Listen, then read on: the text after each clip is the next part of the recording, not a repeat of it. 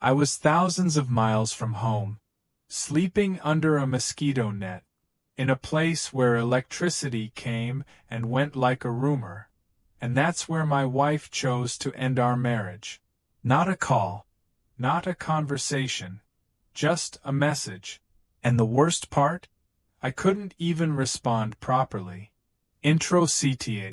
Before we get into this story, if you love intense, real-life revenge stories that feel like movies, hit subscribe because this one, it starts with heartbreak, but it does not end there. Cinematic, slow build. I remember the heat first. Not the kind of heat you complain about. Not the kind where you turn on a fan or step into air conditioning. No.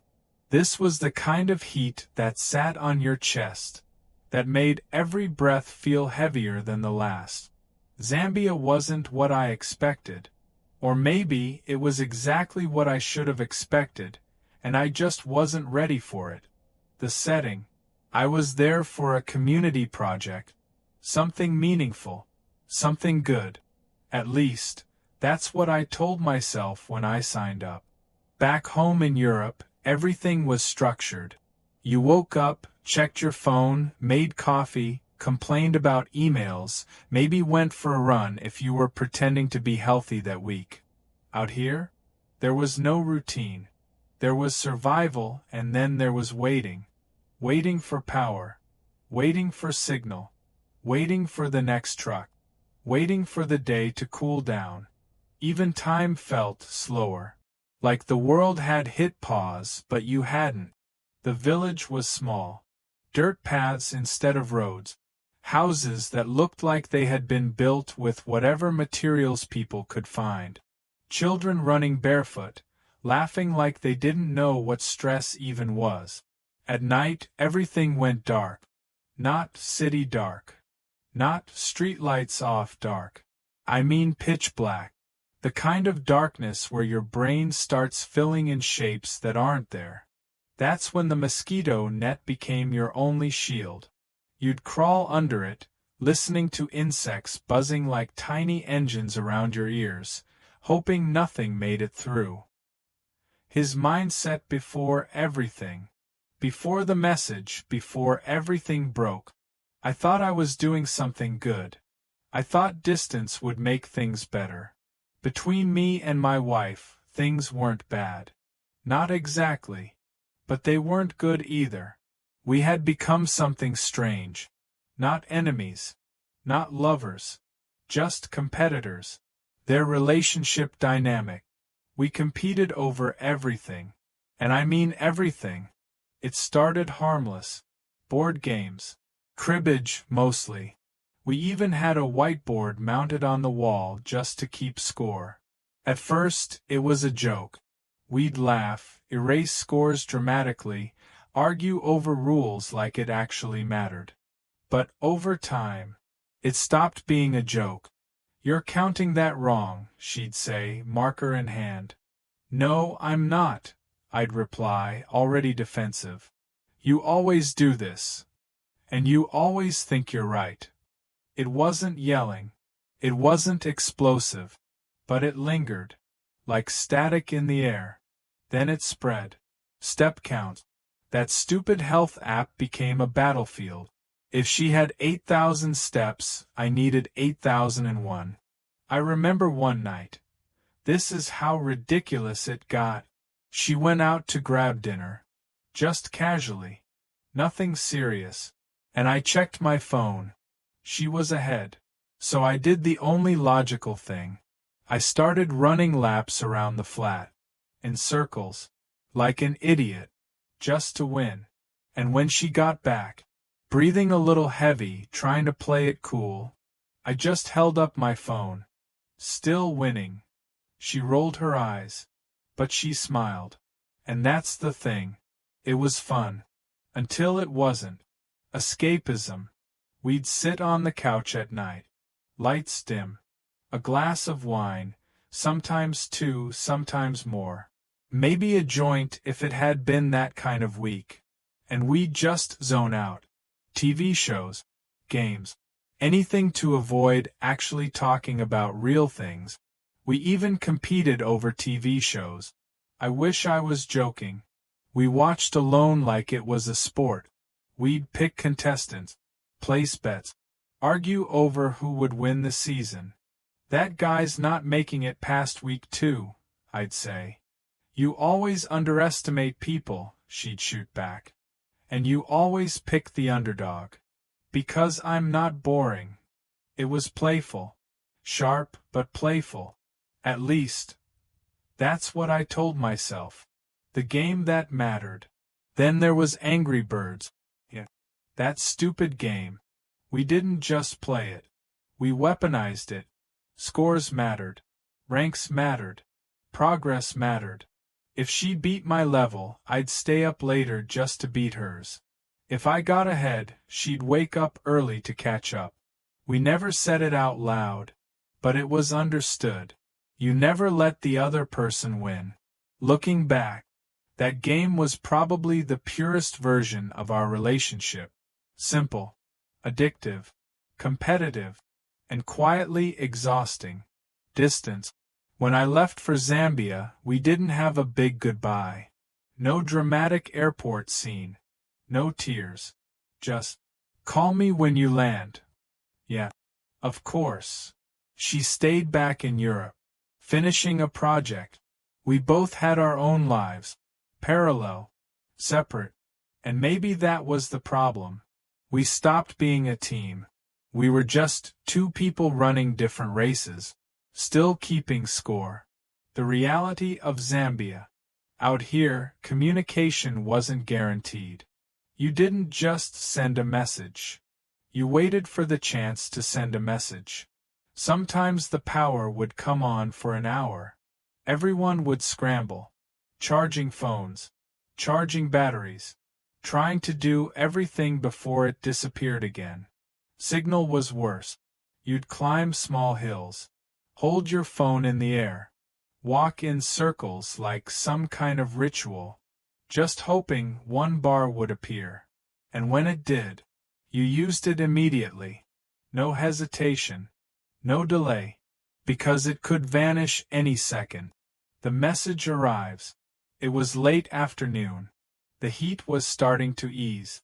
I was sitting outside, half distracted, watching kids kick around a makeshift ball.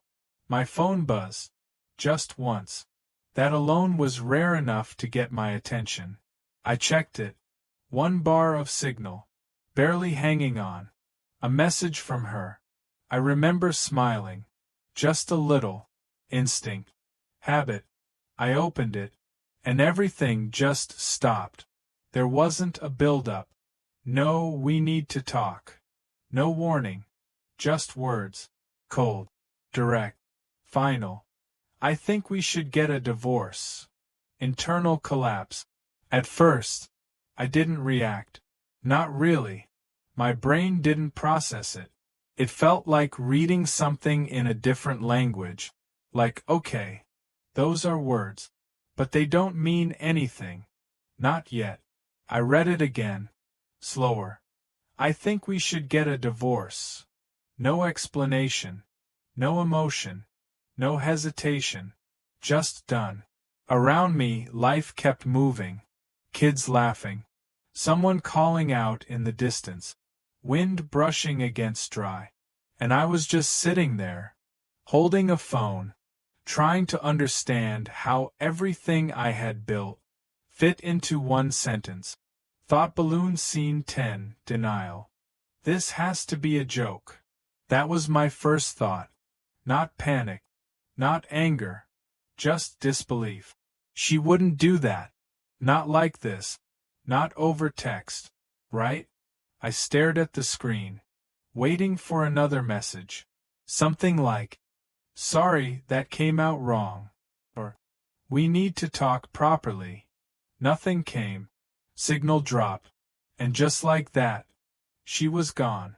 Silence. No signal. No follow-up. No explanation. Just heat.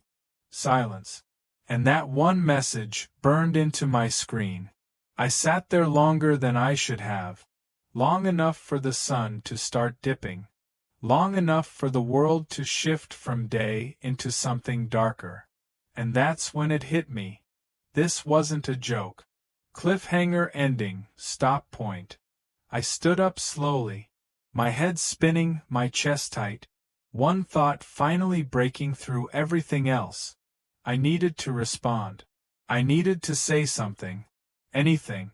I looked down at my phone, waited for signal, watched the bars flicker, disappear, come back, disappear again, and when it finally stayed for just a second, I opened the message box, my fingers hovering over the screen, heart racing, mind spiraling, and I started typing. My fingers were already moving before I even knew what I was going to say. One bar of signal, one chance to respond, and somehow, I made the worst possible choice. Short CTA. If you've ever sent a message you immediately regretted, you already know this part is going to hurt. Hit like and let's get into it. The message. My thumbs hovered over the keyboard.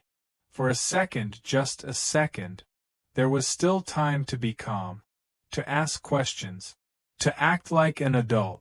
Hey, what do you mean by that? That would have been enough. That would have been smart. But my chest was tight. My ears were ringing. And something ugly had already started growing inside me. So instead, I typed fast.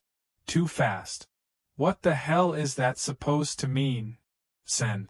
The message went through instantly, which almost never happened, like the universe was making sure I couldn't take it back. I waited, watching the screen like it owed me something. Typing. Those 3 dots appeared, and in that moment, my heart jumped. She was there, on the other side of the world, reading my words, thinking, deciding. Then her reply came in. It means I'm done. No emotion. No anger. Just final. Something snap. The first mistake.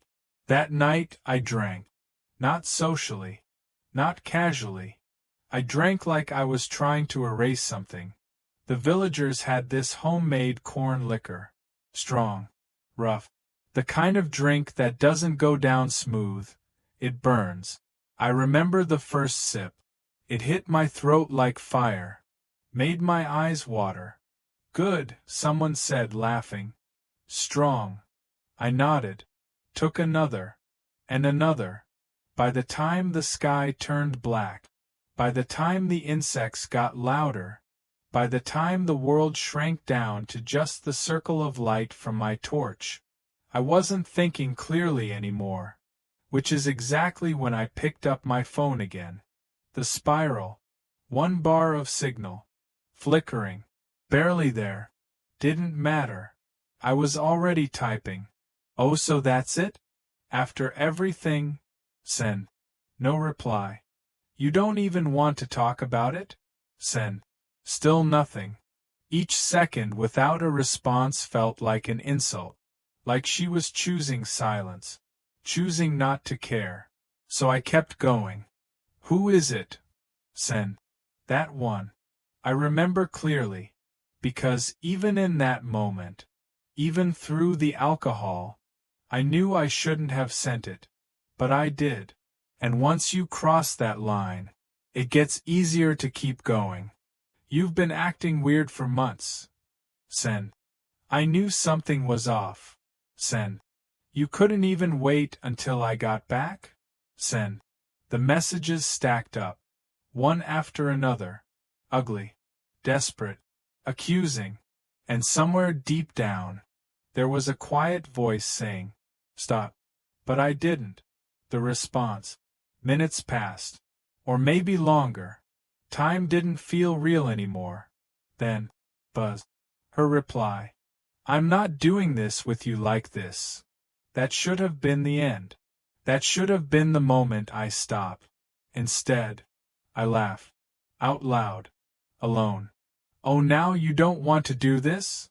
Send. You already ended it. Send.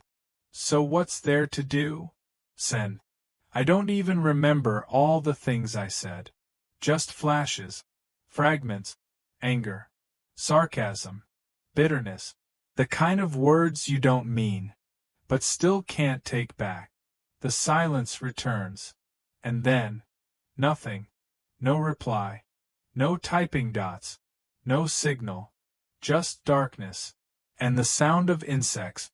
I stared at the screen until it dimmed. Until it went black. And for a moment, I felt something close to victory. Like I had said my piece. Like I hadn't just been abandoned. Like I had fought back. It was a lie. But I believed it. The morning after. The next morning was brutal. My head felt like it had been split open. My mouth was dry. My stomach twisted. Sunlight poured in like it had something against me. And for a few seconds, I didn't remember anything.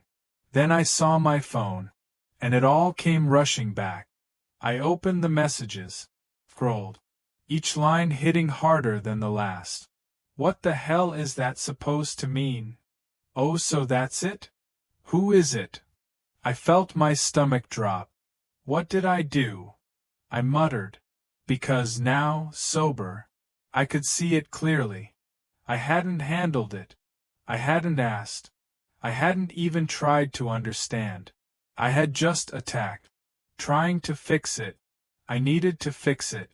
Immediately. I waited for signal. Walked outside. Held my phone up like an idiot. 1 bar. Gone. 1 bar. Gone. Finally. 2 bars. I didn't hesitate. I'm sorry. Send. The message sat there. Pending. Spinning. Then. Sent. I waited. Nothing. I shouldn't have said those things. Send. Still nothing. I was drunk. I didn't expect that message. Send. The words felt small. Weak. But they were all I had. And then, her reply came. The second event. Don't contact me again. My chest tightened. Then another message. I've frozen the accounts. I frowned. Didn't understand. What? I typed. No reply. I checked my banking app. Loading. Loading. Loading. Error. I refreshed. Error. Again. Error. Something cold started spreading through my chest. No. I tried again. Slower. Careful. Same result. I stood there. In the heat. In the middle of nowhere. And realized. I didn't have access to my money. Panic builds. At first, I told myself it was a glitch. Bad signal. Bad connection. That made sense, right? But then I tried again. And again. And again. Same result. I walked to where the nearest ATM was. It took time. Too much time. Dust in the air. Sun beating down. By the time I got there, my shirt was soaked. The machine looked tired. Like it didn't even want to be there. I inserted my card. Waited. Processing. Processing. Then. Transaction declined. I tried again. Same result. My hands started shaking. Third event, chaos. I stepped back. Pulled out my phone. No signal. I walked. Faster. Then faster. Climbed a small hill nearby. Held the phone up. 1 bar. I called her. Ringing. Ringing. Then. Voicemail. No. I called again. Straight to voicemail. Again. Voicemail. I started typing. Why would you do that? Send. No response. I'm out here. I need access. Send. Nothing. I can't even get cash. Send. The message sent. But it felt like it disappeared into nothing. Realization builds. That's when it hit me. Not fully. Not completely. But enough. She hadn't just ended things. She had cut me off. Completely. And suddenly, Everything felt different. The heat, the distance, the silence. This wasn't just a breakup anymore. This was a problem. A real one. I stood there, phone in hand, heart pounding, trying to figure out what to do next. And that's when a thought crept in. Slow, quiet, dangerous. I still had access to something. Something she hadn't taken yet. Something we both cared about. More than we probably should have. I stared at my phone screen. Signal flickering again. And for the first time since all of this started, I stopped panicking. My breathing slowed. Because suddenly, this didn't feel like the end anymore. It felt like a move. And I knew exactly where to make it. He didn't react. Because he already had a plan. I thought I had something. Something small. Something stupid. But something that mattered.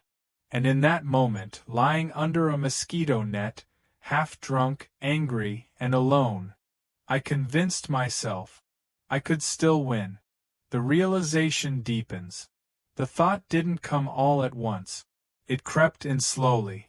Like everything else out there. I sat back down on the thin mattress, the mosquito net brushing against my arm, phone still in my hand. Signal flickering in and out like it couldn't decide whether to stay. She had frozen the accounts, cut me off, shut me down, and suddenly all the little details started connecting. The timing, the calmness of her messages, the way she didn't engage when I spiraled. She hadn't reacted emotionally. Not once. She had planned this. And me? I had walked straight into it. Access. I unlocked my phone again. Scrolled. There it was. The shared Apple account. Still logged in. Still active. For a second, I hesitated. Because deep down, I knew this was stupid. Small. Meaningless in the grand scheme of things. But it didn't feel meaningless. Because that's what our relationship had become. Not love. Not partnership. Scorekeeping. Winning. Losing. And this? This was the last game left. The target. I opened it. Angry birds. The familiar colors loaded slowly. The music crackled through weak speakers. And then, her profile appeared. Higher scores. Higher rank. Further progress. Even now. Even after everything. She was ahead. I let out a quiet laugh. Dry. Almost impressed. Of course you are. I muttered. Out there, in the middle of nowhere, losing everything. And she was still winning. The plan. That's when the plan fully formed. Not revenge in the way people imagine. Not dramatic. Not destructive. Petty. Precise. Personal. I wasn't going to hurt her life. I couldn't. She had already secured that. But this? This mattered to her. Because it mattered to us. All those nights. All those stupid arguments. All those tiny victories. They lived in that game. And I still had the key. The act. My fingers moved slower this time. Carefully. Deliberately. No anger. No shaking. Just focus. I opened her profile. Scrolled through her progress. Levels cleared. Scores beaten. Every little digital achievement. Built over months. Years. And then, I hit delete. There was a pause. A confirmation screen. Are you sure? I stared at it. And for a split second, I thought about stopping. About being better. About letting it go.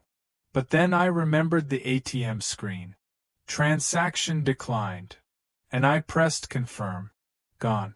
Just like that. Her progress. Her scores. Her place in the one thing we both obsessed over. Erased. The message. But I wasn't done. Because I knew her. She would assume it was a glitch. A bug. Something temporary. No. She needed to know. I changed the profile name. Slowly typing it out. one eye half closed, head spinning slightly. Fuck you be. Crude, childish, obvious, but unmistakable. Then I locked the phone and lay back, listening to the night. For the first time since everything started, I felt calm, like I had taken something back, like I had even the score. False victory. The next morning felt lighter. Not physically. My head still hurt. My body still ached. But mentally, something had shifted. I wasn't just reacting anymore. I had done something. It was small. Stupid. But it gave me a sense of control. I walked outside. Sun rising. Village slowly waking up. And for a moment, things felt manageable. Then my phone buzzed. The response. Signal. Stronger than usual. A message. From her. I opened it. What did you do? Short. Sharp. I smiled. Just a little. Because I could hear it. Her voice. That tone. Confused. Annoyed. For once. Not in control. I didn't reply. Let her sit with it. Minutes passed. Another message. My account is wiped. Another. Did you do this? I stared at the screen, letting the silence stretch. Because now, I had something she didn't. Control. Chaos returns. But it didn't last. Her next message changed everything. You think this is funny? Then, you have no idea what you've done. My smile faded. Something in the wording felt off, different. I typed back. You froze my money. Send. This seemed fair. Send. No response. Then, buzz. A notification. Not from her. From my email. Subject line. Account access updated. My stomach dropped. I opened it. Password changed. Recovery email removed. Devices signed out. Everything. Gone. The realization. And in that moment, everything clicked. The account. The timing. The calmness. She hadn't just reacted. She had anticipated. While I was drinking, spiraling, lashing out, she was moving pieces. Quietly. Carefully. Securing everything. Money. Accounts. Access. And I had just handed her the final excuse. I wasn't playing a game anymore. I had already lost. Breakdown. I sat down hard. Right there in the dirt. Phone slipping slightly in my hand. Because now, there was nothing left. No money. No access. No connection. And the one thing I thought I had taken from her? Didn't matter. Not really. Not compared to what she had taken from me. I laughed. But it didn't sound right. It sounded empty. Because for the first time, I saw it clearly. This wasn't revenge.